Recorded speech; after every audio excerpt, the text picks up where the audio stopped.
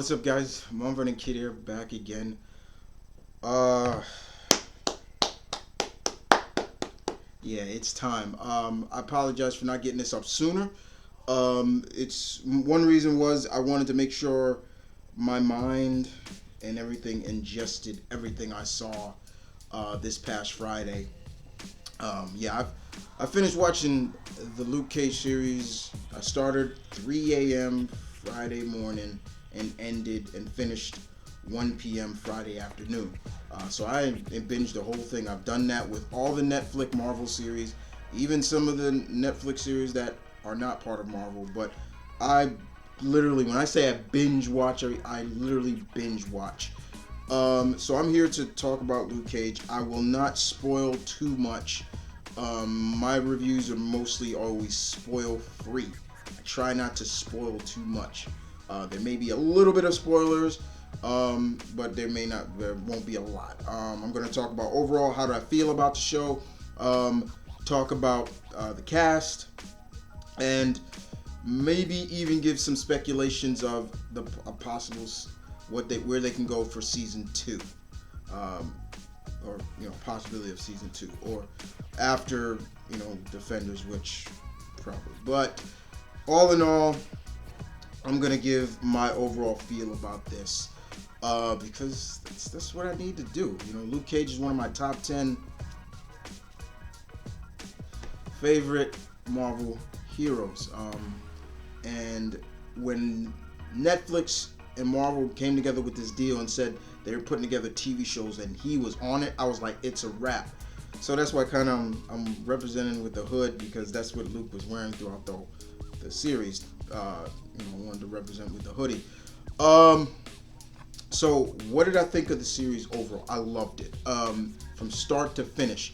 The music, the vibe, the overall presentation of the series felt so much love and passion that I want to make sure I get the executive producer. I want to make sure I get his name right. Executive producer. The producer. I want to get right. The creator of the show, Chio Koger.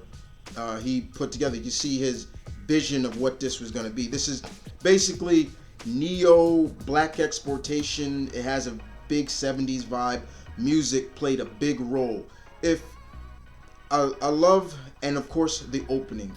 So far, these Netflix series, these openings carry so much meaning for the character that it definitely had a feel, representing, showcasing Harlem, different various streets of Harlem. If you never walked or been through Harlem, I totally recommend you take a trip through Harlem. This is for anybody who doesn't know. Harlem is uptown Manhattan, basically. That uptown Manhattan part of that's Harlem.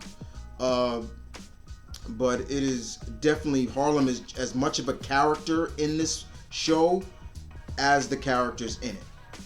But it was probably, I will put that up there and say this is probably one of my favorite of the Marvel shows of Netflix so far that's inside the MCU. I'm going there, guys, and I felt that it had everything you wanted, from socially conscious to getting a sort of an education when you weren't really thinking of getting one. You got a sort of a certified education from watching the show, through what it means to be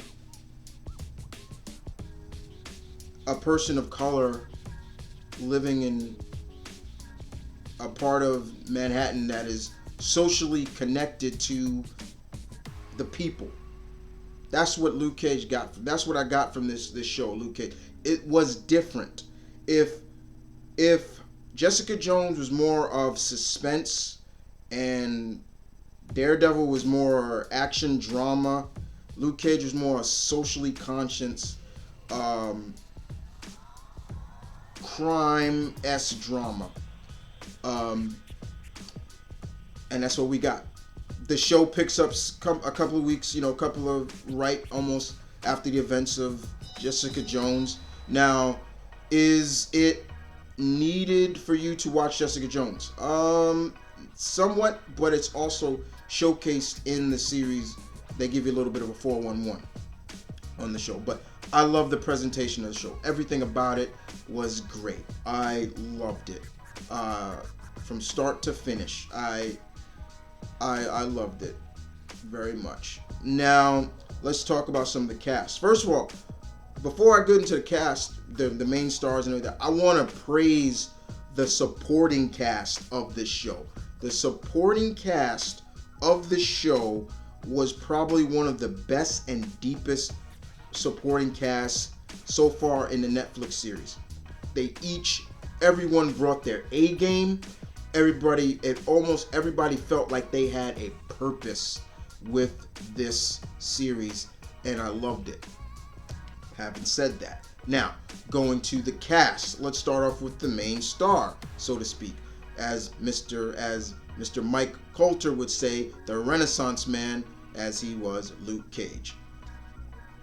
Continue to shine, in my opinion, as the character. He played that role to a T, and this show gave you more of an in-depth feel of what is the mindset of Luke, or Carl, but I've always known him as Luke more than Carl, but just how does he feel about this? How does he feel about his gifts? How does he feel, or does he look at his gifts as a curse? Here he is kind of hiding in a sense. He's now working two jobs. He's a blue collar guy, which also gave us more of a feel of here's a guy that's working. Doesn't have money. He has trouble paying the bills. He's got to do this. But the thing about it is he's working more under the table. He's not working on the books. He's working under the table. He gets paid off the books because he doesn't want to get pretty much out there, which I liked. But you get a sense that Mr. Coulter just really played this role so well, and you can see that the love of that character through his performances was another thing that I loved about it. So definitely, once again, I enjoyed him in Jessica Jones, but in here we got to see more of him just really pushing that to a forefront of that character. Sorry about that.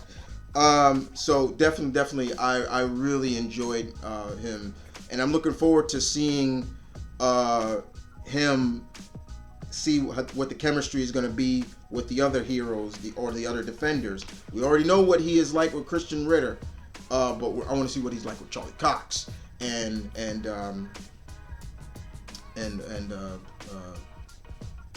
oh my God, I'm forgetting Iron Fist right now. Oh shit. Finn Jones, excuse me. Yeah, Finn Jones. So yeah, Mike Coulter did a good job, and I loved it. I thought he was great. No real complaints about Mr. Coulter. One of the villains I wanted to talk about as well is hope I'm pronouncing his name right. I just don't want to butcher it. Mahershala Ali. I hope I'm saying that name right. If I'm not, please help me pronounce it right in the comment section below.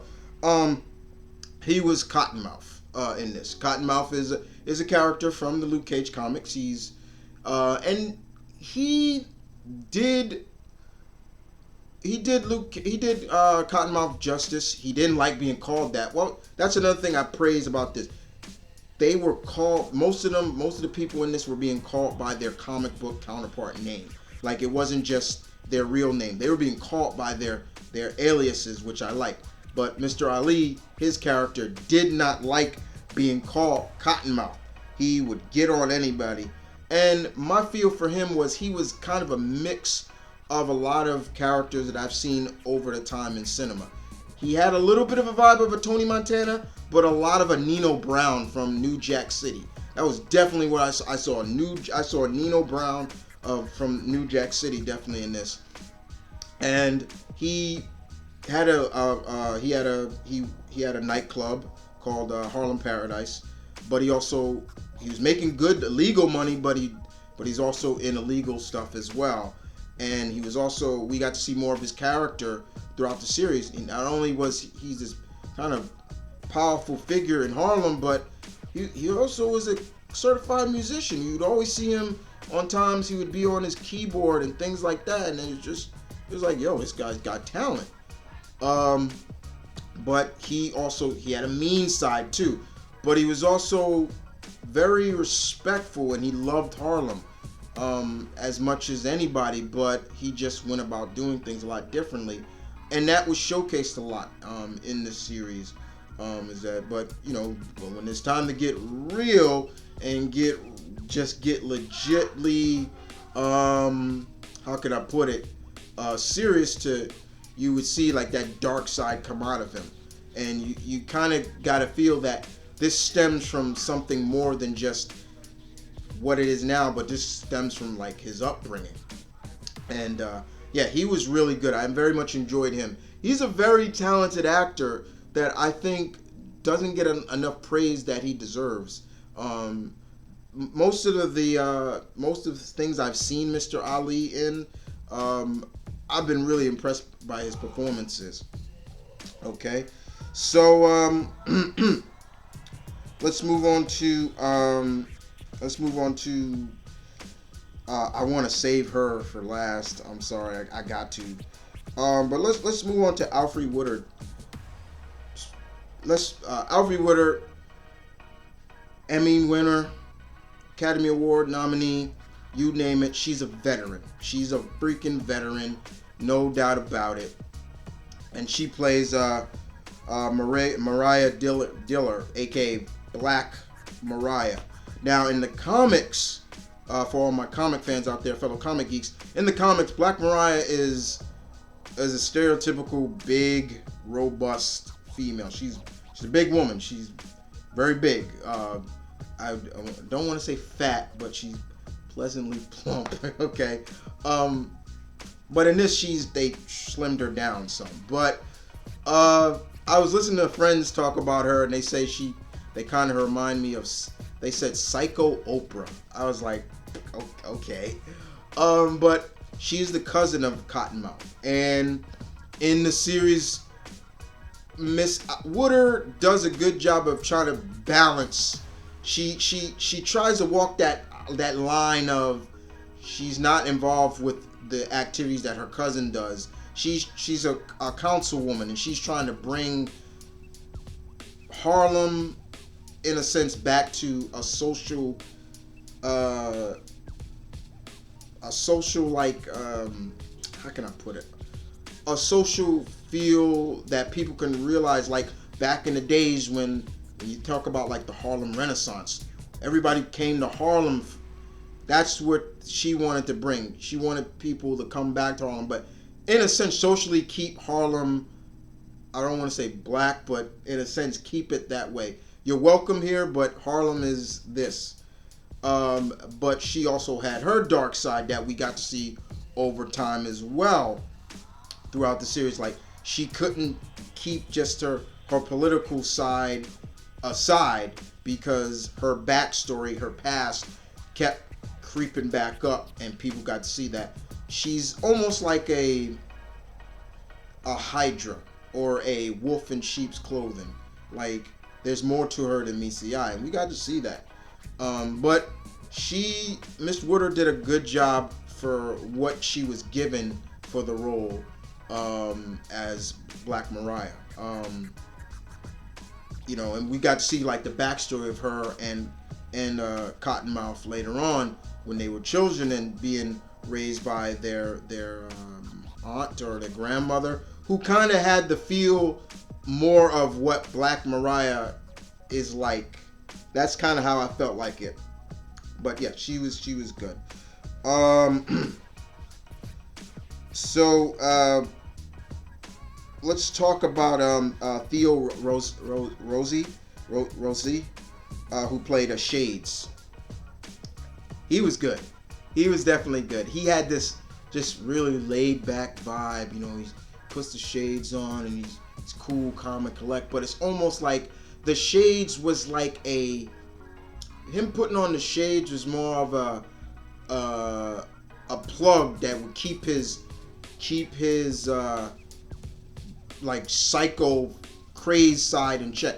It was almost like he had this version of Shades felt like he was cool and calm and collect, but in a minute, this guy, he'll flip on you in a minute if he had to. That was kind of how I feel about him. But he played it so well. I very much enjoyed it. And of course, he had a history with Luke. Now, in the comic-wise, Luke Cage 101, Shades 101, Shades and Luke were in the same gang together. But of course, they changed a few things in here, and I'm gonna talk about some of the changes as well. But I thought Theo Rossi was good. I thought he was how can I call him? I would say he was like the ultimate. He felt like Edge. For all my WWE fans, former wrestling, he felt like the ultimate opportunist. But he also had like a vibe of like he was always whispering in people's ears, which I enjoyed. Let's see who else I want to talk about. Oh, Frankie Wiley, who played Rafi Scarf's Misty Knight's partner. I know Frank Wally, and he's always been a talented, good actor. He has a dramatic side, and he can be really funny. And Scarf's was funny, but then it was also, I kind of knew his character was gonna be what I thought it was. He was hard, but he was also very respectful to Misty. And you can see Misty had a lot of respect for him. They felt a little bit like a good cop duo. You can think of some of your male cop duos, your Benson and Stabler, or Crockett and Tubbs, things like that. But he was kind of like that. But he was more of a recurring character. He wasn't in it all the time, but he was a hard-nosed cop. And when the shit went down with him, I knew it. I was like, I fucking knew it. I knew it, like just the way it was. But you had talent in this, very good talent. A lot of talent from The Wire was in this. Who else I want to talk about? Some of their let's talk about Willis Stryker, Diamondback. Just glad they put Stryker. Of course, you need Stryker in this. Stryker was the guy who framed Luke, and they kept that true, but they changed Stryker's relationship with Luke a lot, which I'm not gonna spoil. But I was still like, I looked at that, I was like, okay, all right, that I'm okay with that. I wasn't gonna nitpick at that, but they kept it true that he is the one that still sent Luke off to Seagate. And the actor who played him is another actor that is from I think is from Broadwalk Empire, and his name is Eric. Shoot, where did I put it? Eric LaRae Harvey, and he was once his name got dropped, because Shades worked for him. He said Diamondback, and I was just like, ooh, okay. And he was an arms dealer and everything like that, but he felt like this dude was straight up crazy. Like he played the role of Diamondback. Willis Stryker he enjoyed the killing. He enjoyed conflicting harm on people. You could see it in his eyes. It was like this dude will fucking snap, pop, and kill your ass real quick. And I actually liked that. I didn't mind that at all. I was like, okay, because in the Willis Stryker, if once again, comic book 101 guys, Stryker got killed in the first issue of Luke Cage, so we really didn't get to know his character too much, but in this we kind of did. So it was cool, and but yeah, you could see it in his eyes, guys. This guy was just crazy. He was just like, yeah, crazy, powerful arms dealer. I thought Bobby Fish was great, you know, like of a mentor to Luke. And of course, Pops, who was the guy Luke worked for in the barbershop. Kind of like you could say was Luke's Uncle Ben, his mentor, and kind of what set Luke on the path of him becoming the character that we know now. You know, but he played that role very well. I will say this: he's not in the series as much, and I want to make sure I get the actor's name right. Frank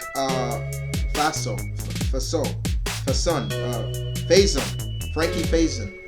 He did a good job, and he had a relationship with Cottonmouth as well when they were kids. There's a reason why he's called Pops. When he was back in the day, which you know, when he punched somebody, it was like snap, crackle, pop. You know, that's where he got the name from. But he was really good as the character. But and then let's talk about the two ladies that just, oh my god, just really just I love. First, let's talk about Miss, the lovely, the talented, Miss Rosario.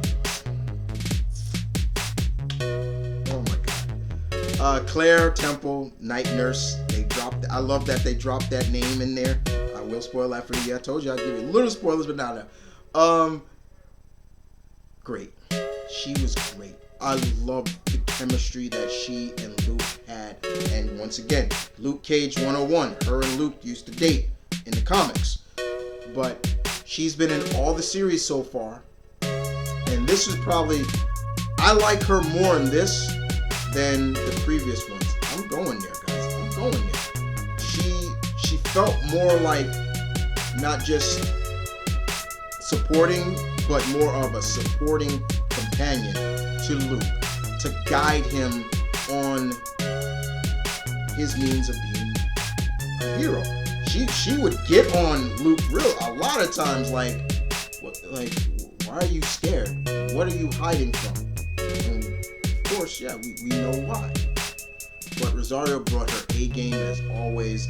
I love when they introduced her into this series. It was so funny. She's from Harlem, so she comes back and there's a scene with her and another guy, and she does something that's really just, if you are a fan of hers, you're just like, go, go, go, go, go. She does, I'm not going to ruin what it was, but it was great. I loved her introduction back in this series. It was fun. And of course, probably another one of the breakout, probably of all the characters, especially of the female characters, it probably was Simone Missick, who played Misty Knight, the first black superhero in comics. Yes, she predates Storm, everybody. She predates Storm by a few years. And man, I loved her in this role. Such depth to her character, such layers to her character. You got to see she truly mastered and this is a woman who did not know who Misty Knight was, but she captured the essence of Misty after 20 plus years of reading comics and reading Misty Knight and knowing what that character is like. Sassy, sassy, badass, you know, will get in your face if she need to, ain't gonna take no shit from nobody. Miss Message captured that. She captured that. There were times in this you just like, damn, she was good. You know, she just brought her A game. Breakthrough performance, indeed. I loved her. I thought she was great. And I loved the chemistry she had with Scarf. I loved the chemistry she had with Luke.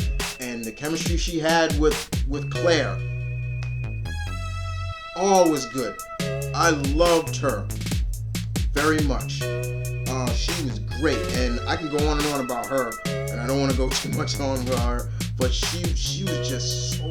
I loved her. When I heard she was cast in this role, I didn't know who she was. I'd never seen any of her work, so this was big for me to watch her, and I'm just like, yo, sister, get down. I was loving her. I loved her. And I will say this, guys, they teased the fuck out of her and losing a certain limb that her comic counterpart lost. They teased the hell out of us, and she was right, because they would ask her at certain Comic Cons, things like, will she lose her arm in this year? And she would always laugh about it, but say, you'll see.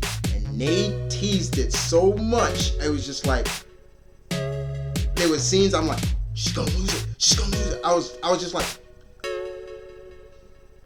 she's gonna lose it. She's gonna lose it right here. And I was just like, nope. But she did a fantastic job, and seeing her fully with the full afro, amazing. And I watched an interview with her, and she talked about there were several women, big time actresses, up for this role. And right there, I'm like, who are the other big time actresses that were up for this role that you beat out? I would love to know that. I would love them to announce who else was up for this role, because that's saying a lot. If she beat out big time other actresses for this role, but she's probably one of my favorites in the series. She was just great. I loved her. Everybody did such a good job in this role. We got to see more of Reva, what Reva, Luke's wife, was like, how they met, things like that. We got to see the racist guard, Rackham, from the comics in this, of course. And it was really good. We got to see Dr. Bernstein, the man who gave Luke his abilities. My jaw would have dropped if they'd have said the process, who's funding this. If they'd have said Tony Stark, my jaw would have dropped, because in the comics it was funded by Tony Stark. My jaw would have dropped, because I'm like, but it was fun. It was a lot of fun. The cast, big ups to the cast. Such a great supporting cast.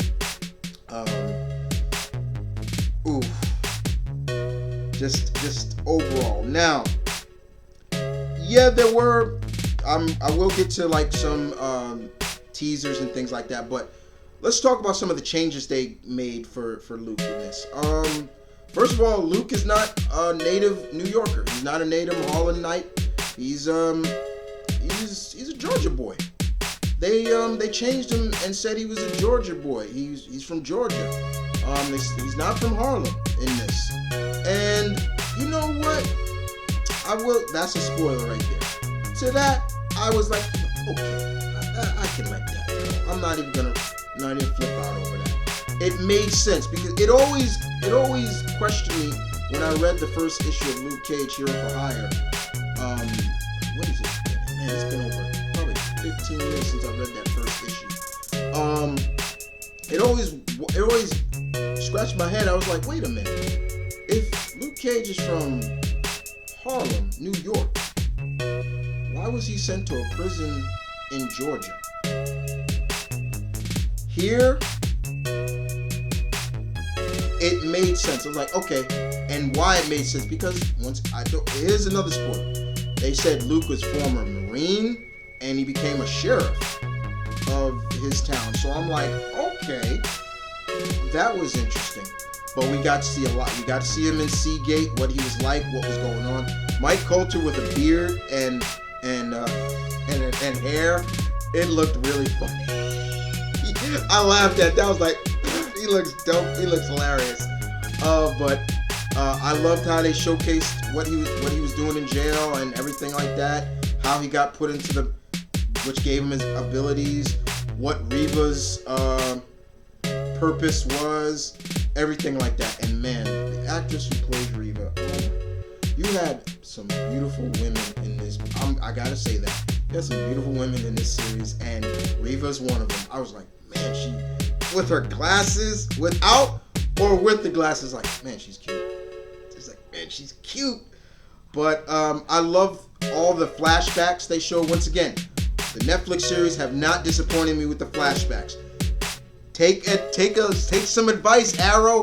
This is how you do flashbacks. That means something, because these were really, really good. The flashbacks meant a lot. But there were some changes to some of the characters. But it didn't hurt the series. The changes were good for the Marvel Cinematic Universe. Remember, this is the Marvel Cinematic Universe. There's some changes. But it worked. It worked so well that you didn't really like, no, that's stupid. Why'd they change it? It worked. It didn't matter. But you heard a lot of name drops from classic Luke Cage villains. Besides Shades, there was Comanche, who was dropped in this. I was like, whoa, they dropped Comanche's name. Another guy that was a part of Luke's gang. But he was only like a character in the flashbacks. But we got to see very much some name drops in there. A lot, of course, keeping the social effects this series had in terms of very much with the whole hoodie. Trayvon Martin, God bless his soul, rest in peace. Trayvon Martin. The social media of cops and the social effect that social society of cops and African American. They played that up so well in this series that you looked at it and you were like, "Yo, this was truly what was needed." Very much, I really enjoyed that. Yes, was the N-word used in this? Let's talk about that. Yes, it was. However, it was only the villains using the N-word, and I very much enjoyed that. Like, only the villains used it. Luke hated using that. He never used that word before. There's a scene in the show, I think it was episode 2 or 3. I'm trying to remember. I can't remember too much, but he cut this monologue when he was about to get mugged or something by this young brother. Put a gun to his head and was like, "Give me all your money," And Luke just, I love that. I was live tweeting when I watched it. I was like, when he said that, and I was just like, thank you. I love that. That line was so good, and I love that Luke did not use the N-word.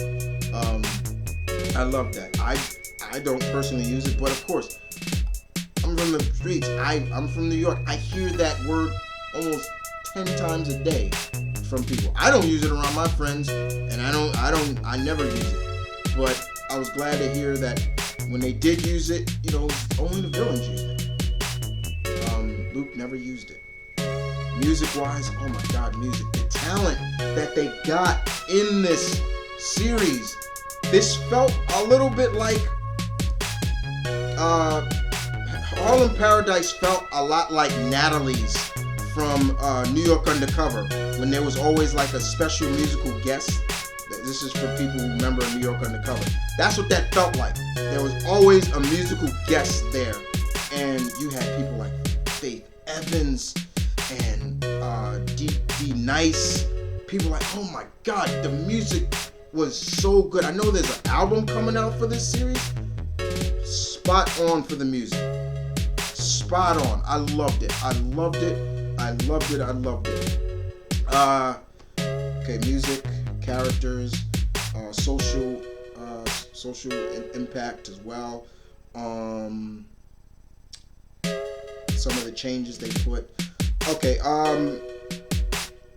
of course, keeping true to keeping it feeling like it is a part of the Marvel Cinematic Universe. We saw a lot of that. Of course, the incident, the Chitauri, and everything like that. Captain America's name was dropped in this. The Avengers, Mjolnir was dropped in this. Hulk, a certain individual from Iron Man's Rogues was dropped in this, who played a big role, especially with weaponry wise.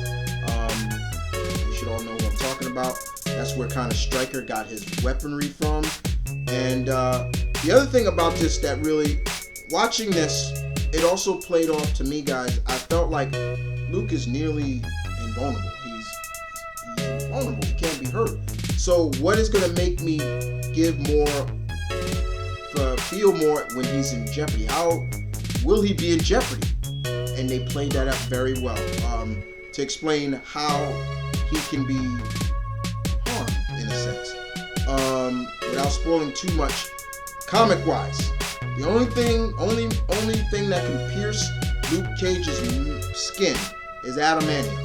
However, adamantium is Fox, and that's more with X-Men and Wolverine, so we can't use it. So how do you bring something in? Brain Blast. They bring in the fact of the Avengers, which they played up before, like when the Chitauri was defeated, a lot of their alien technology was left behind. They played that up in this. That's a spoiler, so watch out for that. But it was smart, and I thought that was smart, and I was like, makes sense. Good use of it. Was Daredevil dropped in this? Yeah, but not by name, just by Claire keeps saying, I have a lawyer friend. He's a good lawyer. Jessica Jones was dropped, but not by name. But Pops called her Luke's rebound chick at one point, rebound girlfriend. Black Mariah used her as being, but it also played up the cops and humans fearing about being different. You know, being scared, like what these enhanced people can do. But I thought just everything about it was good. Luke's fighting ability, as they call smack fu, was great. You know, Luke would come into, and he would just smack people around. I mean, there were times he would just smack you in the head and they just fall down. I'm like, damn, like, playing a certain Wu-Tang song, Bring the Ruckus. Oh my God, I fucking love that. I'm a big Wu-Tang fan, so when I heard that song, I was like, hell yeah. There is a Wu-Tang member that's in the show. You've probably seen it. Method Man. Method Man, big ups to Meth. Big ups. He freestyled on this. He cut a freestyle, and I was just like, that's why he's one of the best. I was like, that was hot. When he was talking about Luke. It was great. I loved it.